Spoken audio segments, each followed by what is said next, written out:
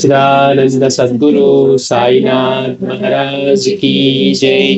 श्री सच्चिदानंद सद्गुरु साईनाथ महाराज की जय। सद्गुरु भरद्वाज महाराज की जय। అయినా గత వారం మనం బాబా సూక్తి చెప్పుకుంటూ భగవంతుడు మనల్ని ఎలా ఉంచితే అలా ఉండాలి అన్నారు బాబా. భగవంతుడు మనల్ని ఎలా ఉంచితే అలా ఉండాలి అని అంటే ఏంటి?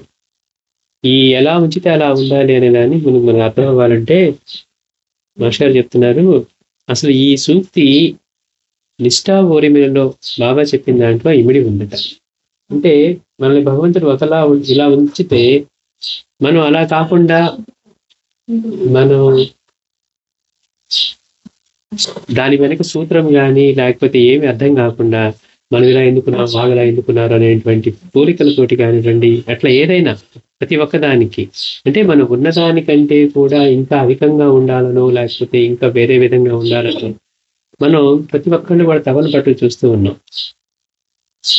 అందుకని మాస్టర్ అంటారు నిష్ఠా ఊరిమి, మనకి ఏది రావాలో ఇప్పుడు వస్తుంది అది ముందు అర్థం చేసుకొని మనం చేసుకున్న వాటి ఫలితంగానే మనకి ఇవి ప్రాప్తిస్తాయి. అంతకు మించి ఎక్కువ తక్కువలు ఏమీ ఉండవు. అంతేకాకుండా మనిషి నైజం ఏంటట అంటే ఎన్ని ఉన్నా సరే అసంతృప్తి, లేని దానికోసం తపన.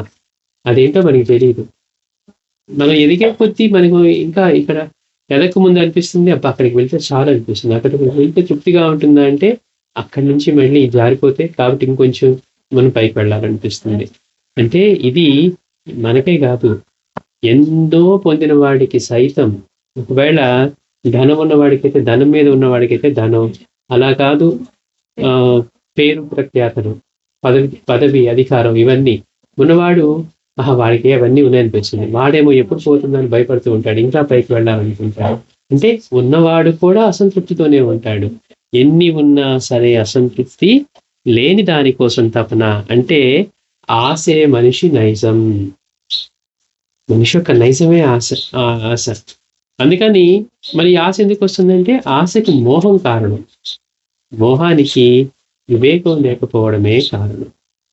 మనం ఏదో వచ్చేసి ఎంత సంపాదించుకోవాలని ఎన్నో తరాలకి కావాల్సిన సంపాదించి వెళ్ళిపోదాం అనుకుంటాం. సృష్టిలో ఏది కూడా మన ఆధీనంలో లేదు. ప్రతి ఒక్కటి మన దగ్గర నుంచి, మన ఆలోచన దగ్గర నుంచి మన ఏదైనా కానివ్వండి, నిజంగా ఆలోచిస్తే మన చేతిలో ఏమీ లేదు. మనకి జీవితం ఇవ్వబడింది, ఆనందంగా జీవించి దీనిలో నుంచి తెలుసుకొని మనం బయటపడడమా, లేదు ఈ జీవితాన్ని ఇంకా ఇంకా మనం బాగా అన్నింటిలో బంధించి ఇంకాస్త ఇబ్బంది పడటమా, ఇది మన చేతిలో ఉంది. అందుకే మనసే రెండింటికి కారణం అన్నారు.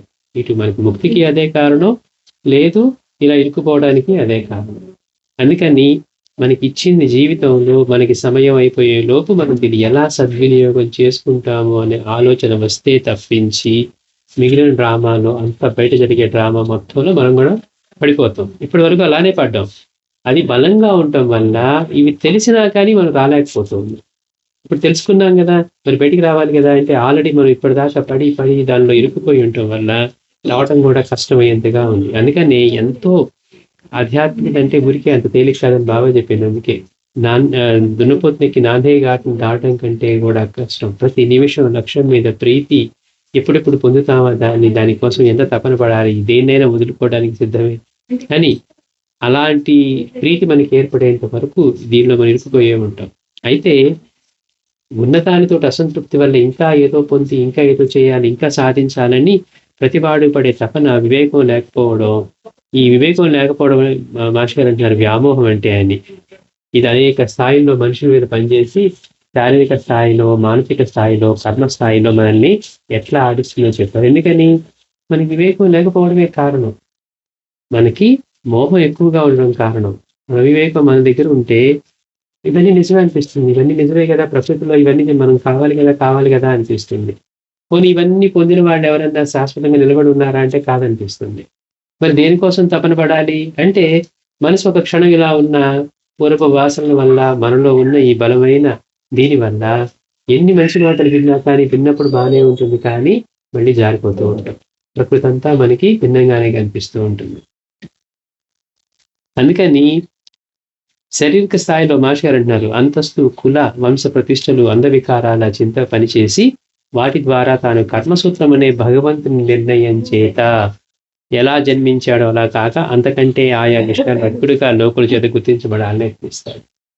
ఇవన్నీ మనం చూసుకుంటే మనందరికీ అనుభవంలో ఉన్నవే, ఇవి కొత్తవేం కాదు. అంటే ఏంటి, మనం ఎప్పుడన్నా మన వంశం గురించి కానీ, కులం గురించి కానీ, లేకపోతే మన ప్రతిష్టల గురించి కానీ, అందవికాల గురించి మాట్లాడకుండా ఉన్నామా?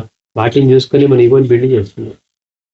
అదే మనం తక్కువ దానిలో ఉన్నాం అనుకుంటే ఎప్పుడు అనుకుంటాం, మనం నోరు కూడా ఎత్తాం, ఇంకా ఎవరన్నా అలాంటి మాటలు మాట్లాడితే చూడండి వాడి దయాదాక్షిణాలు కూడా లేకుండా ఇలా మాట్లాడుతున్నారు అంటాం. మనం ఉంటే ఒకలా ఉంటాం, మనల్ని అంటే కనుక ఇంకోలా మాట్లాడాలి. ఎందుకనంటే మనం ఆ స్థితిలో లేం కనుక.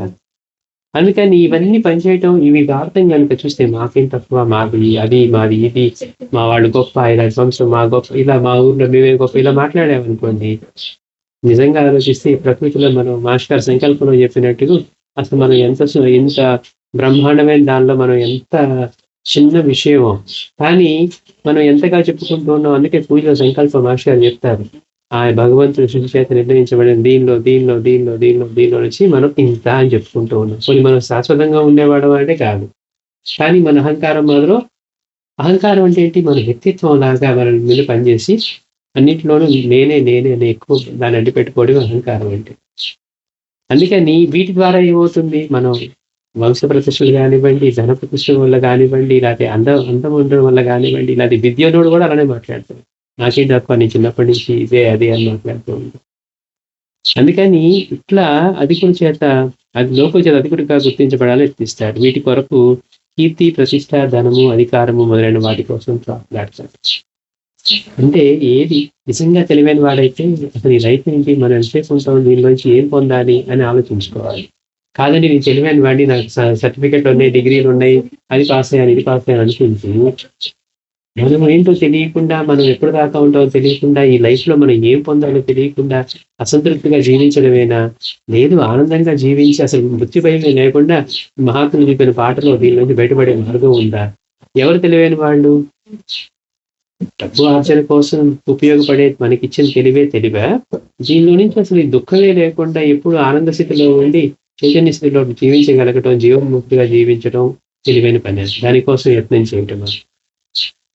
అలా కాకుండా మనం ఏం చేస్తామంటే కీర్తి ప్రతిష్టలు ఇవన్నీ, ఎందుకంటే మన శారీరక స్థాయిలో మనం ఈ పని చేస్తూ వీటి కోసం చేస్తూనే ఉన్నాం. దానికోసం కొంచెం చిన్నప్పటి నుంచి కొంచెం గొప్ప నియంత్రణ ఉంటే కంట్రోల్గా ఉంటాం, ఏదో ధర్మబద్ధంగానే ఎదగాలనుకుంటాడు. అలా కాదనుకోండి, అబ్బా చూస్తే చుట్టూ అందరు ఇలానే ఉన్నారండి, మనం మాత్రం అధర్మం చేస్తే ఏమైంది, సంపాదన ముఖ్యం, సంపాదన ఉంటేనే డబ్బు ఉంటేనే పేరు అనుకునే వాళ్ళు లక్షల కోట్లు మంది అలానే ఉన్నారు. అంటే ఎవరైనా ఏమైనా కానీ మనం కూడా సంపాదించాలి, దాంతోనే మనకి గుర్తింపు. ఎవరికైతే వేరే విషయాల పరంగా గుర్తింపు పొందే మంచి గుణాలు లేవు, ఇలాంటి వాటి కోసం తప్పని ఒకటే గుర్తు. అందుకని దానికోసం ఎన్నో రకాల తప్పుడు మార్గాలు, పడరాని వాళ్ళతో స్నేహాలు, లేకపోతే వాళ్ళు కాలు కడడానికైనా సిద్ధంగానే ఉంటారు. ఇవన్నీ దేనికోసం అంటే తను భగవంతుడు ఎలా సృజించాడో అలా కాకుండా అంతకంటే అధికంగా ఉండి, నేను కూడా నాకేం తక్కువ, నేను గొప్పే కదా, నేను వాళ్ళతో సరితూగల, లేదా వాళ్ళకంటే ఎక్కువ, ఇలాంటి మాటలు భగవంతుడు మనకి ఇచ్చాడు, హాయిగా ఉన్నాం. దీన్ని ఎలా సద్వినియోగం చేసుకోవాలనే వివేకం లేకపోవటం వల్ల, మిగిలిన వాటి మీద ఆశామోహాలు ఉండటం వల్ల మనం శారీరక స్థాయిలో ఈ విధంగా మనం పాడుపడుతూ ఉంటాం. అంటే ఉన్నతి కోసం ప్రయత్నం చేస్తున్నట్లుగా అనిపిస్తూ ఉంది, కానీ ఎదుగుదల కోసం, దానికోసం తప్పుడు మార్గాలు పట్టడం, వీటన్నిటిని అధిగమించి మనం ఈ పనులు చేయటం వల్ల ఉత్తర జన్మల్లో దెబ్బతినేందుకు కావలసినటువంటి చేతుమైనటువంటి కర్మ సంశయాన్ని మూటగట్టుకుంటారు. ఎందుకని ఈ పొందడం కోసం చేసే పనులన్నిటి ద్వారా కావలసినంత మూటగట్టుకుంటాడు. రెండోది, మానసిక స్థాయిలో ఏం చెప్తున్నారు మహర్షి గారు, మనకి ఇచ్చిన దాంతో మనం సంతోషపడి ఉంటాం. నాకు అన్నీ తెలుసు అనే అహంకారం మనకు ఉంటే తప్పించి మనల్ని 10 మందిలో ఉండనివ్వదు. మీకేం తెలియదు అంటే న్యూనతగా భావిస్తాం. నిజంగా ఆలోచిస్తే అసలు మనకే కాదు, ఎవరికి ఏం తెలియదు. పుస్తకాల్లో చదువుతున్న విషయాలను మదిలో పెట్టుకొని అవసరమైతే చెప్పగలగటమా తెలియటం అంటే, లేదు దాని తత్వం ఏంటో తెలియటం అంటే. మన గురించి మనకేం తెలుసు, మనకేం తెలియదు. కొన్ని ప్రకృతి గురించి ఏం తెలుసు, ఏమి తెలియదు. చూసే వస్తువుల గురించి ఏం తెలుసు, తెలియదు. అరే భూమి అంతా తిరుగుతూ ఉంటే మనం సగరట్లేదు తెలియదు, కానీ మనం ఏమంటాం అన్నీ తెలుసు అంటాం. భూమికి ఇంతవరకే ఎందుకు గ్రావిటీ ఎందుకు పనిచేస్తుంది అంటే తెలియదు. అంటే ఏ విషయం తీసుకున్నా మన ఆలోచన ఎలా వస్తుందో మనకు తెలియదు. ఆలోచన ఆపుకోగలిగిన నియంత్రణ ఉందా అంటే తెలియదు. మరి కానీ మనం ఏమనుకుంటాం, అన్నీ తెలుసు. అంతవరకే కాదు, మనకి తెలుసు అనే విషయం తెలియబడాలి, నలుగురు గుర్తించాలి. వాళ్ళకన్నీ తెలుసండి, లేకపోతే వీళ్ళు బాగా చేస్తారండి అంటే అప్పుడు మనకి సంతోషపడతాం నలుగురిలో. అంతే తప్పించి నిజంగా నాకేం తెలీదు. మహాత్ములందరూ సైన్స్ అంతా ఒకే చైతన్యంతో ఉండి, ఒకే ఎనర్జీతో తయారై ఉన్న ఈ పదార్థాలన్నీ చూసేవన్నీ అంటే నాకెందుకు భిన్నంగా కనపడుతున్నాయి అంటే తెలియదు. కానీ అహంకారం వరకు వచ్చి మనం చేసే పనుల్లో మన తెలివితేటలు చూపిస్తే గనక మనం అనుకుంటాం మనం చాలా తెలివైన వాళ్ళని. ఎందుకంటే తెలుసు అని, తనకి తెలుసు అని లోకాన్ని నమ్మింపజేయాలని చెప్పి ప్రయత్నం చేస్తాడట. ఆ యత్నంలో ఆత్మవంచన కూడా చేస్తుంది. నేను ఇప్పుడు నాకన్నీ తెలుసు అన్నాను అనుకోండి, ఫర్ ఎగ్జాంపుల్, నిజంగా నాకేం తెలియదు. నాకు నిజంగా ఏమీ తెలియదు, కానీ ఏమి చెప్తున్నాను నాకు తెలుసని నేను చెప్తున్నాను. తాను అన్నీ నిజంగా తెలిసిన వాడని అహంకారానికి గురై అలా కాదని తెలిసి సంస్కృతితో చూసే ఆప్తవాక్యాలు తృణీకరించి ఆత్మనాశనం చేసుకుంటాడు. అంటే పై చెప్పిన భ్రాంతులతో నాకన్నీ తెలుసు, లేకపోతే మనం సాధన చేస్తున్నాం, మనం సగం దాకా వెళ్ళి ఉంటాం, లేకపోతే ముప్పావు వెళ్ళిపోయాం, ఇవన్నీ కూడా భ్రాంతులు. ఇవన్నీ భ్రాంతులు కాదంటానికి నిదర్శనం ఎట్లా ఉంటుందంటే ఒక కాకా దీక్షిత్తు, ఒక రేగే, ఒక పురందరే, అన్నిటికంటే ఆయన సన్నిధే ముఖ్యం, అదే శ్రేయస్సుని ఇవ్వగలిగింది అని గుర్తించి అన్ని ఎన్ని ఉన్నా కానీ లెక్క చేయకుండా సంపద, లేకపోతే ఆస్తుపాస్తుల, లేకపోతే బిడ్డలా, లేకపోతే తన వర్క, ఏదైనా ఆయన అడగకుండానే, ఆయన తెలియకపోతే కదా నేను అడగాలి. మహల్సాపతి లాగా బాబాయ్ ఒక్కరోజు అడగలేదంట, బాబాయ్ 3 రోజులు పడుతున్నామని చెప్పట్లే, ఆయనకి తెలియపోతే కదా అని అంత ఇది. అంటే అలాంటి స్థాయిలో అలా ఉండగలుగుతాము మనం. అట్లా ఉంటూ ఉన్నప్పుడు మనలో సాత్వికత, సత్వగుణం, భగవంతుని దయచేయడానికి కావలసినవి మనలో సంపాదించుకుంటున్నప్పుడు మిగిలినవన్నీ చేసుకున్న బాహ్యమైనవే కానీ నిజమైన దైవీ సంపద, సత్వగుణం మనలో కలగనట్టు అన్నమాట. అంతేకాకుండా ఇట్లా కర్మస్థాయిలోనేమో అటు జ్ఞానేంద్రియాలు, కర్మేంద్రియాలను కూడా పై రీతుల అనుసరించి దుష్కర్మంలో నిమగ్నం చేస్తాం. మనం ఒక పని చేయాలి అంటే మన ఇంద్రియాలన్నీ పనిచేయాలి, కర్మేంద్రియాలు పనిచేయాలి. సో ఇదంతా చేసి నెక్స్ట్ జన్మల్లో మనం బాగుపడటానికి అవకాశం లేనంతగా కర్మ పనిచేయాలి మూటగట్టుకొని, ఇలాంటివన్నిటినీ కూడా మనం ఇంకా తేలిగ్గా చేయడం అలవర్చుకొని తర్వాత కూడా ఇబ్బంది పడే స్థితికి వస్తాం. ఇవన్నీ ఎందుకు మరిచామంటే అల్లా మాలిక్, ఆయన భగవంతుడు ఎలా మనల్ని సృజించాడో అలా ఉండాలి అనే విషయాన్ని విస్మరించి ఉన్నదానికంటే తపన పడుతుంది.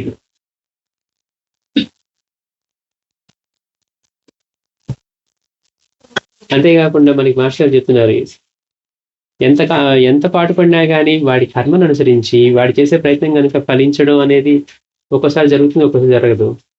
ఎంత ప్రయత్నించినా కానీ జరగలేదండి, లాస్ట్ టైం కొంచెం ప్రయత్నం చేసినా జరిగిందండి అనిపిస్తుంది. అంటే మనం ప్రయత్నం ఫలించాలి అంటే ప్రకృతిలో ఎన్నో సహకరించాలి. అందుకని ఏమన్నారు, ప్రయత్నం చేయడం వరకే నేను, ఫలించడం నీ చేతిలో లేదు. అయితే ఫలించినప్పుడు ఏమనిపిస్తుంది చూసారా, నేను మీకు ముందే చెప్పాను, నీ కష్టపడి ఇలా ప్లాన్ చేసుకుని స్ట్రాటజీతో చేయబట్టి కదా నాకు ఫలితం వచ్చింది అని అహంకరిస్తారట. చేయలేదనుకోండి, చేసింది కనుక అది ప్రయత్నం ఫలించకపోతే అప్పుడు అసలైన తృప్తి కలగనప్పుడు అసూయ ద్వేషాలను సఫలుడైన వారి పట్ల పొందే మనస్సును ఇంకా మలినపరుచుకుంటాడు. బాగుపడితేనేమో నా అంతటి వాడు లేరు, అంతా నా ప్రయత్నమే అంటాడు. అది కనుక సఫలం కాకపోతే సఫలులైన వాళ్ళ పట్ల అసూయ ద్వేషాలు పెంచుకుంటాడు. అందుకని 2 విధాలుగా వీడికే నష్టం. అందుకని వాడు మనసుని ఇంకా మలినపరుచుకుంటాడు. చెన్నబసప్ప, వీరభద్రప్ప కథల ఈ పాత్రలాగా దుర్గతిని సమకూర్చుకుంటాడు. పుణ్యం వల్ల కనుక వాడికి చేసిన ప్రయత్నం ఫలించింది అనుకోండి, మాస్టర్ అంటారు, వాడి అహంకారానికి, ధన యవ్వన సౌందర్య విద్యామదాలకు దాసుడై ఇంకా ఎంతో హీన కర్మల సంచయాన్ని ఏర్పరచుకుంటాడు. లౌకిక ధనాదులు ప్రాప్తిస్తేనేమో మద్యపాదాది మహాపాపాలకు దాసుడై తాను గొప్పగా భ్రమించి హితం చెప్పి ధర్మాన్ని చేతగానితనంగా గర్విస్తాడు. ఎవరన్నా మంచి మాటలు చెప్తే ఏమైంది నీ కాలంలో ఇలాంటి పిచ్చి మాటలు మాట్లాడుతున్నారు అన్నట్టుగా ఉంటారు. వాళ్ళు చేసే పనులే కరెక్ట్ అన్నట్టుగా. అదే కనుక తను చేసి ఎంత ప్రయత్నం చేసినా కనుక పరాజితుడైతే ఆ బాధను మర్చిపోవడానికి ఏం చేస్తుంటారో మనకి తెలుసు. త్రాగుడు, జూదం, వీటిలో తమ దుఃఖాన్ని, అసంతృప్తిని మరో యత్నిస్తారు. కనుక ఇంత దుష్కర్మకు తదనుకృత దుర్గతే మూల కారణం. బాబా చెప్పిన సూత్రాన్ని అర్థం చేసుకొని అనుసరించకపోవడమే కారణం. ఇలా కాక కొంచెం వివేచిస్తే తన కర్మను అనుసరించి తనకు అన్ని సమకూడతాయని తెలుస్తుంది. మాస్టర్ గారు అంటున్నారు, ఇలా కాకుండా మనం కొంచెం వివేచన కనుక చేస్తే, ఆలోచన చేస్తే మన కర్మను అనుసరించి మనకి అన్నీ కూడా సమకూడతాయని తెలుస్తుంది. భగవంతుడికి ఎవరి పట్లైనా ఒకళ్ళ పట్ల ప్రీతి, ఒకళ్ళ పట్ల కోపం ఎందుకుంటుంది? వీడు చేసుకున్న దాన్ని బట్టే పొందుతాడు. ఇంకా బాబా మనకి ముక్తి ప్రదంతం అని చెప్పి కనీసం మాస్టర్ గారు అంటారు, ఓవర్ డ్రాఫ్ట్ ఇస్తూ ఉన్నారు. ఇది కర్మను అనుసరించి లేకపోయినా కానీ భక్తికి ఏ లోటు లేకుండా చూస్తా అన్నారట. నా భక్తుడి ఇంట్లో ఆకలినే బాధే ఉండదు అని. అందుకని మనం కొంచెం ఆలోచిస్తే తన కర్మను అనుసరించి తనకు అన్నీ సమకూడతాయని తెలుస్తుంది. ఏం చేసినా అంతకు మించి కానీ తగ్గి కానీ ఫలితం రాదు. క్లియర్గా చెప్తున్నారు. ఎంత ప్రయత్నించినా అంతకు మించి కానీ తగ్గి కానీ ఫలితం రాదు. పోనీ అలా అంటే మనిషి నిష్ఠుడు కావాలని కాదు. ఇంకెట్లాగో మనం ఎంత రావాలో అంతే ఫిక్స్ అయిపోయి ఉంటే మళ్ళీ మనం ఇదంతా కష్టపడతాం ఎందుకండి, ఇదంతా చేసుకోవటం ఎందుకండి అంటే అలా నిష్ఠుడు అవ్వమని కాదు అంటున్నారు. ఎందుకని కర్మ సిద్ధాంతమే కనుక నిజమైతే అలా కావడం సాధ్యం కాదు. వాడికి ఎంత ప్రాప్తో వాటిని పొందే ప్రేరణ నిద్రించిన రీతిని వాడిలో కలిగి చేయించి మనం అనుకుంటాం, నాకే ఆలోచన వచ్చింది ఎందుకు ఇది చేద్దామని అంటాం. అంటే ఏంటి, మనకి అది రావాల్సి ఉంది. ఆ ప్రేరణ మనలో కలిగిస్తుంది. రోజు బతుకం ఉండేవాళ్ళమైనా సరే ఆ రోజు హుషారు తెప్పించి బయటికి పంపించి ఆ పని చేయిస్తుంది. ఎందుకు అని అంటే దానివల్ల. అంటే కర్మ సిద్ధాంతమే నిజమైతే అలా కావడం సాధ్యం కాదు. వాడికి ఎంత ప్రాప్తో వాటిని పొందే ప్రేరణ నిద్రించరాని రీతిన వాడిలో కలిగి పని చేయిస్తుంది. ఆ విషయం భగవద్గీతలో శ్రీకృష్ణుడు కూడా చెప్పాడు. కాకుంటే వివేక రాగద్వేషాల చేత కర్మఫలాపేక్ష చేత బద్ధుడు కాకుండానే ఆయా కార్యాలు కర్మయోగిగా నిర్వహించి అదే ఫలితాన్ని పొందుతాడు. చేసేవాడు ఎలా చేస్తాడంటే కర్మయోగిగా చేస్తాడట. చేయటం వరకే కానీ ఫలితాన్ని ఆశించకుండా చేస్తుంటారు. మాస్టర్ గారు అంటారు, చూస్తుంటే వీడికి ఎంత కాపీనం పట్టుకుందిరా, ఇది లేకపోతే చచ్చిపోతాడేమో అన్నట్టు చేస్తున్నాడు అంటారట. కానీ అది ఫలించినా ఫలించకపోయినా మళ్ళీ నిర్లిప్తుడిగా ఉండి వెళ్ళిపోతాడట. అట్లా చేసేవాడు యోగి అంటున్నాడు. కనుక అలా కానివాడు మరలా ఆ ద్వంద్వాలకి బదులు ఎంత కష్టపడి చేశాడని చెప్పి బాధపడిపోతూ ఉంటాడు, ఫలించకపోతే. కనుక బద్ధుడు యత్నించడం చేత అవివేకానికి తగిన క్షేత్రంగా తన హృదయాన్ని రూపొందించుకొని నిజమైన శ్రేయస్సుకు దూరం అవుతాడు. ద్వంద్వాలతో ఉంటే ఏమవుతుంది, ఎంత పాటుపడినా ఎంత కష్టపడినా కానీ అని ఇంకా పోతే మనం ఆరాధించే మూర్తుల్ని, దేవతల్ని, భగవంతుడిని, గురువుని అందరినీ కూడా ఎంత చేసినా కానీ వాళ్ళ నుంచి రాలేదని చెప్పి వాళ్ళ మీదే అలకని కలిగే వాళ్ళు ఎంతో మంది ఉంటారు. అంతకుముందు చేసేవాడు వాడి బాగా నాకేం పెద్దగా కలిసి రాలి, అందుకనే నష్టం మీద పెట్టేవాళ్ళు బోల్డంత మంది ఉంటారు. కనుక భగవంతుడు మనల్ని ఎలా సృష్టిస్తే అలా ఉండగలగాలంటే వివేకం ఉండాలి. పై విధమైన యోచన వివేకానికి ఒక ఉదాహరణ. మనకి ఇలాంటి ఆలోచనలు ఇలాంటివి వస్తున్నాయి అనుకుంటే ఇలాంటి ఆలోచనలు ఎందుకు వస్తున్నాయంటే మనలో వివేకం కొంచెమైనా ఉందంటానికి గుర్తు అనమాట, అదొక ఉదాహరణ. లేక సాయి వంటి సద్గురువు ఎడల పూర్ణ విశ్వాసం వలనైనా ఆ సూత్రాన్ని అంగీకరించి ఆచరించాలి. బాగా చెప్పారు కనుక ఇకన్నా అనవసరం, ఆయన చెప్పారండి అంతే. మంత్రోపదేశం కోసం పోవద్దు అన్నారు. పాతకాలంలో వెళ్ళేవాళ్ళు కదండి, ఇలా అక్కడ ఉన్నారు కదండి, ఇక్కడ ఉన్నారు కదండి, వాళ్ళు చెప్తున్నారు కదండి, ఇది మన సాంప్రదాయం కదండి అని అనేవాళ్ళు ఉంటారు అనుకోండి. ఎందుకు పొద్దున కూడా చెప్తూ ఉన్నారు. అందుకని బాబా చెప్పిన నీకు వేరే క్వశ్చన్ లేదండి, ఆయన చెప్పారు అంటే అదే ధర్మం, అదే అల్టిమేట్ అనేట్లుగానే మనం ఆ సూత్రాన్ని అంగీకరించి ఉండాలి. లేక భగవంతుని యందు విశ్వాసంతో అలా చేయాలి. వాస్తవంగా భగవంతుడు తనను ఎలా సృజించాడో అలా ఉండడం అంటే నిరాడంబరుగా ఉండాలి. ఎలా సృజించాడో అలా ఉండాలి అంటే నిరాడంబరుడుగా ఉండాలట. కుల వంశాది ప్రసక్తులు మనోకల్పితాలే. మనం ఆలోచిస్తే వాస్తవంగా భగవంతుడు మనం ఎలా సృజించాలో ఉండడం అంటే నిరాడంబరంగా ఉండాలి. కుల వంశాది ప్రసక్తులు మనోకల్పితాలు. కానీ దేహగత పంచభూతాలు, ఆహార నిద్రాది అవసరాలు, వాటిని పొందే చేతనంలోనూ అలా చేతనంలో తాను అలా మాత్రం ఉండి అలానే వ్యవహరించగలగడం అంటే భ్రాంతులు లేకుండా ఉండడం అన్నమాట. నిజంగా ఆలోచిస్తే బాగా గొప్పవాడికైనా, వంశప్రతిష్ఠ ఉన్నవాడికైనా, రాజుకైనా, సేవకుడికైనా, ఇంకా కింద ఉన్నవాడికైనా, ఎవరికైనా చూస్తే వీడు అనుకునేవన్నీ అవాస్తవాలని అర్థమవుతాయి. ఎందుకని వాడిలోనూ అలానే పనిచేస్తుంది. వీడి సేవకుడు కాబట్టి, వీడు తక్కువ కులస్తుడు కాబట్టి వీటిలో గుండు కొట్టుకోదా? నాకంటే ఏమైనా తక్కువ ఎక్కువ కొట్టుకుంటుందా? లేదా రక్త ప్రసరణ లేదా? భగవంతుడు అందరినీ ఎలా సృజించాడు అలాని కొని, మరి వాడికంటే ఉన్నతుంది కదా, నాకు ఆకలి తప్పుడు ఉండకూడదే, లేదా నాకున్నాయి వాడుకుండా నాకు ఎక్కువ ఉండాలి వాడికి ఉండకూడదే. అంటే అన్ని ఏ గుణం తీసుకున్నా మనలో జరిగేది చూసుకుంటే అన్నీ ఒకే రకంగా ఉన్నప్పుడు మనం ఏర్పరచుకునేవన్నీ కూడా అంటే మనం పొందిన కొద్దిపాటి ఆర్థిక దాని వల్ల మనం ఇవన్నీ, లేకపోతే రూపం వల్ల. అదే మనకంటే ఇప్పుడు మనలో పనిచేసేవాడు గొప్పవాడు అయ్యాడు అనుకోండి, వాడు మనల్ని ఎలా చూస్తాడు? మన లక్షాధికారి వాడు కోటీశ్వరుడు అయ్యాడు అనుకోండి, అప్పుడు ఏమంటాం అండి, మర్యాద ఇచ్చి లోపల కూర్చోబెట్టి కాఫీ ఇస్తాం. అంటే మాస్టర్ ఇక్కడ ఏం చెప్తున్నారు, మనం కనుక నిజంగా ఆలోచిస్తే ఈ కుల వంశ ప్రసక్తులన్నీ కూడా మనో కల్పితాలి. మనకి వివేకం లేనప్పుడు, అవగాహన లేనప్పుడు మేము అదండి, మేము ఇదండి, మేము గొప్పవాళ్ళం అండి, మా వాళ్ళు ఇదండి ఇలా చెప్పుకున్నాం. ఇప్పుడు అలాంటి వాటికి అసలు విలువే లేదు. ఇక్కడ మనం ఎందుకు పని చేయాలి? ఇక్కడ చెప్పుకుంటాము మనం ఏమన్నా మీ వర్ణం అండి, మేము మతం అండి, కులం అండి చెప్పుకోం కదా, ఇక్కడ దానికి విలువే లేదు. కనుక మామూలుగా చూస్తే మన దేహగత పంచభూతాలు, ఆహార నిద్రాల అవసరాలు ఇవన్నీ కూడా అందరిలో ఒకే రకంగా ఉండి వాటిని అనుభవించే చైతన్యం తానయ్యి ఉండి అందరిలోనూ ఒకేలా ఉంటున్నాయి. మరి మిగిలినవన్నీ భ్రాంతులుగా ఏమవుతాయి? అలా ఉండటం వివేకికే సాధ్యం. అన్ని రూపాల్లోనూ కనుక చూసుకోగలగటం అంతటా తానే ఉందని అంతా ఒకే చైతన్యం చూడగలగడం కూడా అది ఒక వివేకికే సాధ్యం. వివేకి అశాంతికి దుఃఖానికి అజ్ఞానము, అజ్ఞాన జనితమైన కోరికలే కారణమని తెలుసుకొని వాటిని జయించే యత్నం. నాకు ఇప్పుడు కోరిక వచ్చిన తీరకపోవటం వల్లే కదా ఇబ్బంది, కానీ అసలు ఇబ్బంది ఎందుకు వచ్చింది? ఆ కోరిక రావటం వల్ల అని గుర్తిస్తాడట. హాయిగా ఉంటున్నాను, హాయిగా తింటున్నాను, చక్కగా అన్ని గడిచిపోతున్నాయి, కానీ కొత్తగా కోరిక వచ్చి ఆ కోరిక వల్ల అశాంతి వస్తుంది. కనుక అది గుర్తించి వాటిని జయించే యత్నిస్తాడు. బాబా అన్న మాటకు అర్థం అదే, కోరికలు లేకుండా ఉండమని. అంటే ఏంటి? ఏవి లేకుండా అని కాదు, ఏవైతే మన అశాంతికి గురి చేస్తూ ఉన్నాయో. అందుకని దుఃఖానికి అజ్ఞానము, అజ్ఞానం చేసిన కోరికలే కారణం అని తెలుసుకుని వాటిని జయించే యత్నిస్తాడు. ఇంత మేరకు వివేచిస్తే ఆ పై స్థాయి అర్థమవుతుంది. అసలు ముందు మనం ఇలా కూర్చొని ఆలోచించేయాలి, నాకెందుకు ఇంత అహంకారం పనిచేస్తుంది, నాలో ఏది ఉండటం వల్ల పనిచేస్తుంది, అది కొత్తగా వచ్చిందా, నాలో ఉన్నదా, పోనీ నేను సంపాదించిందా, నాకు ఇవ్వబడిందా? ఇట్లా ఆలోచించాను. బాబా అంటారు కదా, ఇచ్చేది ఎవరు, ఇవ్వబడేది ఏంటి. అలానే మనలో ఉన్నదేంటి, మనలో అహంకారానికి కారణం ఏంటి, మనలో ఏ గుణం చేత మనం అహంకరించబడుతూ ఉన్నాం. రూపమే ఉందనుకోండి, రూపం నేను తయారు చేసుకున్నానా? లేదు, నీ వచ్చేప్పుడు ఇలాంటి ముఖ కవళికలతో రావాలని ప్లాన్ చేసుకొని వచ్చానా? ఒకసారి ఆలోచిస్తే కనుక ఏది మన చేతిలో లేదు, కానీ దేన్ని చూసుకొని అహంకరిస్తూ ఉన్నాం?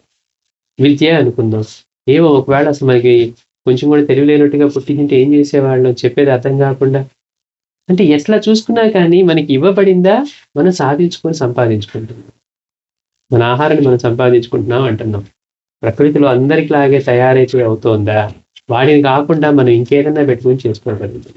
ఎట్లా తీసుకున్నా కానీ మనలో మనం అంతా పరాధీనంతా, అంటే ప్రకృతి మీద ఆధారపడే ఉన్నాం తప్పించి మనంగా మనకంటూ, లేకపోతే నాకు మాత్రమే సాధ్యమేది కూడా ఏమీ లేదు.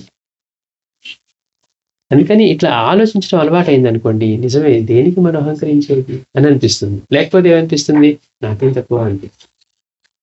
అంటే వివేకం ఎప్పుడైతే మనలో లోపిస్తుందో అప్పుడు మనలో ఇవన్నీ ఎక్కువగా ఉంటాయి. అందుకని మామూలుగా మనం ఖాళీగా సమయంలో కూర్చున్నప్పుడు కూడా వాటి గురించి ఆలోచించాలి. నేనంటే ఎవరు, నేను ఆలోచనల, నిన్న మంచి ఆలోచనలు వచ్చాయి, వాళ్ళకి చెడ్డగా ఆలోచనలు వస్తున్నాయి, లేకపోతే నన్ను విసిగిస్తున్నాయని మనమే అనుకుంటాం. మరి నిన్నంతా ఏదో మంచిగా సాగిపోయింది, ఏదో బాగా నీళ్ళు గుర్తొచ్చాయి, ఆ నీళ్ళ గురించి తలుచుకుంటూ ఉంటే ఆ మనసు ఎంత పులకించింది అనిపిస్తుంది. మనకి జరిగింది కానివ్వండి, వేరే వాళ్ళకి జరిగింది కానీ, ఇవాళన్నీ ఏదో మనల్ని విసిగించే, అబ్బాయి చెత్త ఆలోచనలు వద్దనుకున్నా వస్తున్నాయి అంటే. కనుక ఇట్లా మనం ఆలోచించుకోవటం, కూర్చొని దాన్ని కాంటెంప్లేట్ చేయడం అనేది ఎంతో అవసరం అన్నమాట. కనుక ఇంతవరకు వివేచిస్తే ఆ పైసా అర్థమవుతుంది. అప్పుడు వాస్తవంగా తనను భగవంతుడు పాంచభౌతికమైన దేహంగా సృజించలేదని, తాను దేహం, మనస్సు, ప్రాణము కాదని, తాను శుద్ధ చైతన్యమేనని తెలిస్తే అసలే జ్ఞానస్థితిలో నిలుస్తాడు. ఎవరైతే మనమేంటి ఇప్పుడు మన ఐడెంటిటీ అంతా మన ఆలోచనలతోటి, మన దేహంతో, వీటితోటి, మన మనస్సుతోటి ఉంది. కాబట్టి నేను అనగానే నేను చేసుకునే ఆలోచనలు, నా దేహం, ఇంతవరకే మనకు వస్తూ ఉంది. ఎవరైతే వీటిని జయించి పైకి వెళ్తారో అట్టివాడు తాను దేహం కాదని, దేహం మారుతూ వచ్చింది, మనస్సు, ప్రాణం ఇవేవి కాదని తాను శుద్ధ చైతన్యమని, ఈ అన్నిటికీ ఉనికి ఏది ఉంటే, ఎవరన్నా ఒక వ్యక్తి మరణించాడు అనుకోండి, అవన్నీ అక్కడే ఉన్నట్టుగా ఉంటాయి కానీ లోపల పోయింది ఏదో తెలియట్లేదు కదా, మనకి కనపడట్లేదు కదా. అంటే తాను దేన్నిచ్చి తాను తాను తాను నేను నేను అంటూ ఉన్నాడో ఉన్నంతప్పుడు ఆ చైతన్యమే తానని గుర్తిస్తాడు. అందుకని మహర్షి గారు అన్నారు, మనస్సు దేహం మనస్సు ప్రాణం కాదని తాను శుద్ధ చైతన్యం అని తెలిసి అట్టే జ్ఞానస్థితిలో నిలుస్తాడు. అలాంటి వాడే ఏమంటారు, సాయి అంటే ఈ శరీరం అనుకున్న వాడికి అది తెలియనట్లే. అందుకే లోకులు షిడిలో సాయి అనబడి దేహాన్ని దైవంగా, గురువుగా, మహనీయుడిగా పూజించి గౌరవించిన, లేక పిచ్చివాడిగా నిందించి అగౌరవపరిచిన, చలించక తాను షిడిలో ఉన్న 5.5 అడుగుల దేహమేనని తలిచేవాడు తనను అసలు చూడనట్లేనని చెప్పగా, అసలు తనకి కానప్పుడు వాడు అనేది ఎలా చెందుతుంది, పోనీ అనేవాడు వేరుగా ఉంటే కదా. ఇట్లాంటి జ్ఞానస్థితిలో ఉన్నప్పుడు అందుకనే సాయి లాంటి వారు చెప్పగలరు. అందుకనే ఆయన్ని పూజించారా, మరి ఇదేదే దేహాన్ని ఆయన కూర్చోబెట్టి గురువుగా పూజిస్తున్నారు, భగవంతుడిగా పూజిస్తున్నారు. కనుక మాస్టర్ గారు అంటున్నారు, ఎవరైతే అలా గుర్తించి ఆ జ్ఞానస్థితిలో ఉంటారో అట్లా లోకులు షిడిలో సాయి అనుబడి దేహాన్ని దైవంగా, గురువుగా, మహనీయుడిగా పూజించినా, లేక పిచ్చివాడిగా నిందించి అగౌరవపరిచినా కానీ తలించక షిరిడిలో ఉన్న 5.5 అడుగుల దేహమేనని తలచేవాడు తనను అసలు చూడనట్లే అని చెప్పగలడు. తాను సకల దేవతా స్వరూపి అయినట్లే కుక్కల వంటి ప్రాణులు కూడా తానేనని గుర్తించి మన చేత గుర్తింపజేయగలిగే నిందాస్తుతులకి అతీతుడై నిర్లిప్తుడిగా ఉండగలుగుతాడు. ఎంత అద్భుతం. కనుక పై సూక్తిని ఆచరించి చూపగలగడంలో సాయికి సాయే సాటి అంటున్నారు మనిషి. పోనీ మేము అన్నిట్లో ఉన్నామంటే ఉన్నతమైనవి కాదు, ప్రతి దానిలోనూ చెప్తున్నారు. చీమల దగ్గర నుంచి, ఈగల దగ్గర నుంచి, కుక్కల దగ్గర నుంచి. ఆ స్థాయిని పొందే లోపల సాధకుడు కర్మపరంగా వచ్చే ఉచ్చనీచ స్థాయిలకు, సుఖ దుఃఖాలకు తటస్థుడై ఓచి వాటి నుండి విడవడానికి సాయి చక్కటి మార్గం చూపారు. అందుకే మాస్టర్ మొదట్లో ఏమంటున్నారు, ఈ సూక్తి మనకి నిత్యాసబూరులలో ఇమిడి ఉండే చూడటానికి. అంటే మనం ఇప్పుడున్న స్థాయి నుంచి పై స్థాయిని పొందే లోపు మనకి ఇదే నిజం అనిపిస్తుంది. మనం సత్సంగం నుంచి మళ్ళీ బయటకు వెళ్ళిపోగానే మిగిలిన మన ప్రపంచం మళ్ళీ నిజం అనిపిస్తుంది. కనుక ఆ స్థాయిని పొందే లోపల సాధకుడు ఎట్లా ఉంటాడంటే కర్మపరంగా వచ్చే ఉచ్చనీచ స్థాయిలకు మంచి రావచ్చు, లేకపోతే ఈ నీచమైనవి రావచ్చు. ఇట్లా ఈ స్థాయిలకి, అట్లాగే సుఖ దుఃఖాలకి తటస్థుడై ఓర్చి, ద్వంద్వాలకి తటస్థుడై ఓర్చి వాటి నుండి విడిపడడానికి సాయి చక్కటి మార్గం చూపారు. ఇదే ఆయన చెప్పిన మరో సూక్తిలో కూడా ప్రతిఫలిస్తుంది. మహారాజై కూడా బిచ్చగాని దుస్తులు ధరించగలవాడే మంచివాడు. నాకేమన్నారు, ముందు వాస్తవంగా భగవంతుడు తనను ఎలా సృజించాడో అలా ఉండాలంటే నిరాడంబరంగా ఉండాలి.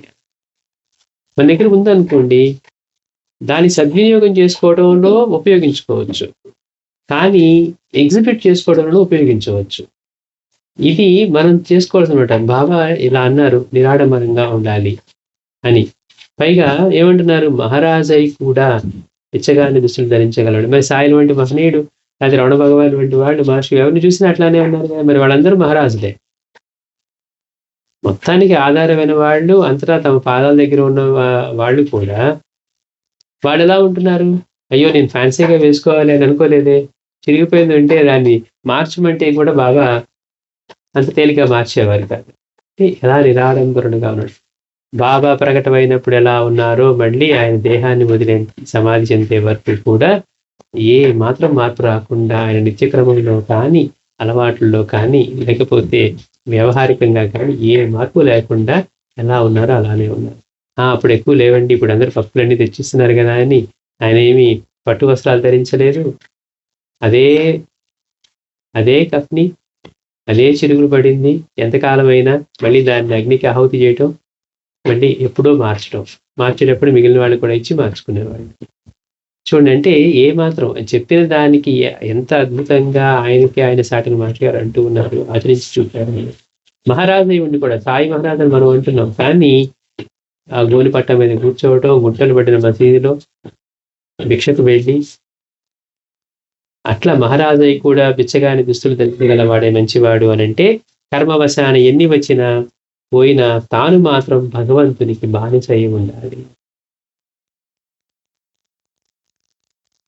వాస్తవానికి ఆలోచించిన ప్రతి జీవి భగవంతుని బానిసగా ఆయన సృష్టించిన ప్రకృతి ధర్మాల చేత కట్టుబడి జీవించేవాడే కానీ ఇంకొకటి ఎలా అవుతాడు? లేదండి నేను ఉండను, ఆయన చెప్పినట్టు నేను ఎందుకు ఉండాలి అని అన్నాం అనుకోండి, సరే మరి ఆయన పెట్టాడు మనకి అన్ని, లైఫ్ టైం పెట్టాడు, అన్ని పెట్టాడు, దాన్ని అతిక్రమించి ఉండగలమా? నాకు నిద్ర పెట్టాడు, నేను నిద్రపోను, నాకు ఆకలి పెట్టాడు, నాకు ఆకలి, నేను ఊపిరి తీసుకోమని పెట్టాడు, నేను తీసుకోను అని ఏదన్నా ఉండగలం అంటే ఏ ఒక్క ధర్మాన్నైనా ఉల్లంఘించి ఉండగలగడమా? ఆయన నమ్మినా నమ్మకపోయినా ఆయన పెట్టిన ప్రకృతి ధర్మాల్లో నుంచి బతకాల్సిందే కానీ నేను దేవుణ్ణి నమ్మనండి అందుకని నేను ఊపిరి పీల్చనేవాడు ఎవరన్నా ఉంటారా? ఆయన సృష్టించి తిననండి, నాకు ఆయన మీద నమ్మకం లేదు అని చెప్పగలిగేవాడు ఎవరన్నా ఉంటారా? లేదు, నేను శాశ్వతంగా ఉండిపోతానండి, రాక్షసులు అదే ప్రయత్నం చేశారు, ఎవరన్నా మిగిలి ఉన్నారా? అంటే అషార్ అంటున్నారు ఎలా ఉంచితే ఎలా ఉండాలంటే ముందు నిరాడంబరంగా ఉండాలి, మహారాజు ఉండి కూడా బిచ్చగాన్ని దుస్తులు ధరించగలవాడే మంచివాడు అని చెప్పినట్లు ఎన్ని కర్మవశాన మనకి ప్రాప్తించినా వచ్చినా పోయినా తాను మాత్రం భగవంతునికి బానిసగా నిలవగాలి. అందుకే అల్లా మాలిక్ అల్లా మాలిక్ అల్లా మాలిక్ ఆయన దాని మహామంత్రాన్ని ఉచ్చరిస్తూ మనకి ఆచరిస్తూ తిరుగుతూ ఉన్నదని భగవంతుడే యజమాని. అందుకని ఎట్లా ఆలోచించినా కానీ ప్రతి జీవి భగవంతుని బానిసగా తప్పించి ఆయన సృష్టించిన ప్రకృతి ధర్మాల చేత కట్టుబడి జీవించేవాడే కానీ ఇంకొకటి ఎలా అవుతాడు? ఆ సంగతి గుర్తించిన వాడు అహంకారాది భావ వికారాలకు తావీదు. అట్టి నిశ్చలతే తన నిజతత్వాన్ని దర్శించే సామర్థ్యాన్ని ఇస్తుంది. ఎందుకు అంటే అట్లాంటి నిశ్చలతే మనం సాధించవలసిందే, అదే తన నిజతత్వాన్ని దర్శించే సామర్థ్యాన్ని ఇస్తుంది అంటారు. భగవంతుడు మనల్ని ఎలా సృష్టించాడో ఎలా ఉంచితే అలా ఉండాలి. శ్రీ సచిదానంద సద్గురు సాయినాథ్ మహారాజ్ కీ జై.